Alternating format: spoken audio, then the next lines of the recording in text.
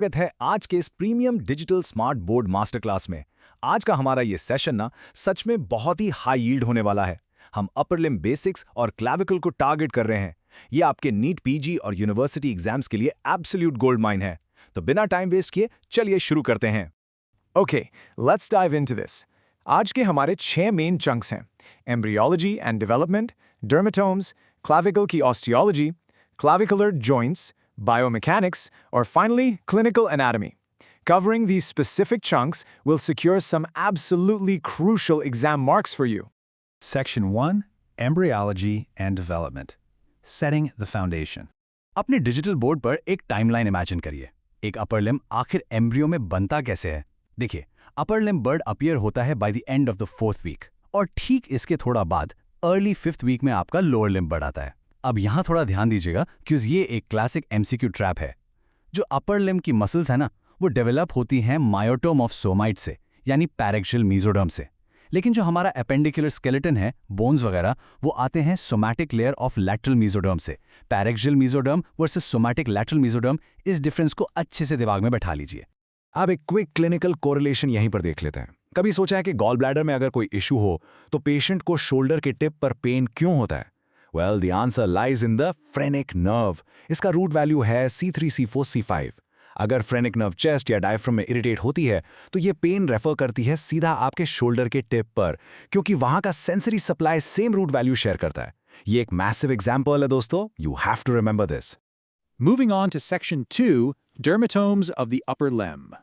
And this brilliantly illustrates pure dermatomal map. अपने ही arm पर इस सेंसरी मैपिंग को विजुअलाइज करने की कोशिश करिए। ऊपर शोल्डर टिप पर देखिए, वहां आपका C4 है। फिर हम लैटरल साइड से नीचे आते हैं, C5 on the lateral aspect of the arm और C6 लैटरल फोर आर्म और आपके थंब एरिया में। बीच में मिडिल 3 फिंगर्स पर आपको मिलेगा C7। अब मीडियल साइड पर फोकस करिए, C8 on the medial aspect of the four arm और लिटिल फिंगर, और फिर थोड़ा ऊपर T1 on the medial side of the lower arm. एक और बहुत इंपॉर्टेंट पॉइंट, आपके चेस्ट, एक्सिला और upper part of medial arm को T2 सप्लाई करता है। ये पूरा सेंसरी मैप आपके दिमाग में एकदम प्रिंट हो जाना चाहिए।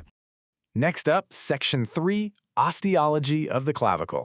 कॉलर बोन हम सब जानते हैं, बट एनाटॉमिकली ये बोन इतनी यूनिक क्यों है? देखें, क्लेविकल को हम एक मॉडिफाइड लॉन्ग बोन कहते हैं। Normally long bones vertically placed होती हैं, राइट? पर क्लेविकल इज हॉरिजॉन्टली प्लेस्ड। ये बिल्कुल सबक्यूटेनियस है, आप इसे अपने नेक के बेस पर इजीली पैल्पेट कर सकते हैं। अब आते हैं डायरेक्ट हिट्स पर। क्लेविकल एक ऐसी लॉन्ग बोन है जिसमें लिटरली कोई मेडुलरी कैविटी नहीं होती, और दूसरा, इसका ऑसिफिकेशन कार्टिलेज से नहीं बल्कि डायरेक्टली मेम्ब्रेन से होता है। No medullary cavity and ossifies from membrane. Mark my words, ये दोनों फैक्ट्स डायरेक्ट हिट से आपके एग्जाम्स के लिए। Let's look at Section 4, clavicular joints, the connectors. Bone के स्ट्रक्चर को समझने के बाद हमें देखना होगा कि ये बाकी स्केलेटन से कनेक्ट कैसे होती है। इन दोनों जॉइंट्स को साइड बाय साइड कंपेयर करते हैं। मीडियल साइड पर है हमारा स्टर्नोक्लेविकुलर जॉइंट। ये एक सैडल टाइप ऑफ सनोवियल जॉइंट है और इसको स्टेबलाइज करने वाले लिगामेंट्स हैं स्टर्नोक्लेविकुलर और कॉस्टोक्लेविकुलर। वहीं लैटरल साइड पर हमारा एक्रोमियोक्लेविकुलर जॉइंट है, और याद रखिए ये सैडल नहीं बल्कि एक प्लेन टाइप ऑफ जॉइंट है। इसके मेन लिगामेंट्स हैं एक्रोमियोक्लेविकुलर और कोराकोक्लेविकुलर लिगामेंट्स। एग्जाम में सैडल वर्सेस प्लेन टाइप का कंपैरिजन कंसिस्टेंटली टेस्ट होता है। Section 5, biomechanics, weight transmission. अब इस एनाटॉमी के सबसे फैसिनेटिंग पार्ट की तरफ बढ़ते हैं। Let's move to and see how this builds. अपने माइंड में एक 3D स्केलेटल एनिमेशन इमेजिन करिए, जहां फोर्स आपके हाथ से चेस्ट तक ट्रांसफर हो रहा है। एक एग्जैक्ट मैकेनिकल पाथवे फॉलो होता है। वेट आपके अपर लिम्ब से ट्रैवल करता है शोल्डर जॉइंट तक, वहां से ये स्कैपुला में ट्रांसफर होता है। स्कैपुला से फोर्स जाता है एक्रोमियोक्लेविकुलर जॉइंट के थ्रू सीधा क्लेविकल में। फिर क्लेविकल इस वेट को आगे कैरी करता है और स्टर्नोक्लेविकुलर जॉइंट के रास्ते आपके स्टर्नम यानी एक्सियल स्केलेटन तक पहुंचा देता है। ये पूरा पाथवे एकदम स्ट्रॉन्ग चेन की तरह लिंक्ड है। अब यहां एक बहुत ही इंटरेस्टिंग और highly tested negative format question बनता है। Let's see if you can crack this. Question है, which ligament is not involved in the transmission of weight from the upper limb to the sternum? और इसका answer है कोराकोअक्रोमियल ligament. क्यों?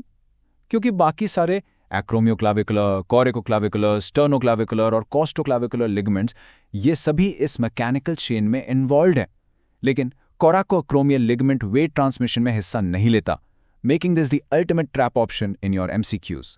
Section 6, clinical anatomy, clavicle fractures. Biomechanics समझ ली, अब थोड़ा real world emergency room में आते हैं।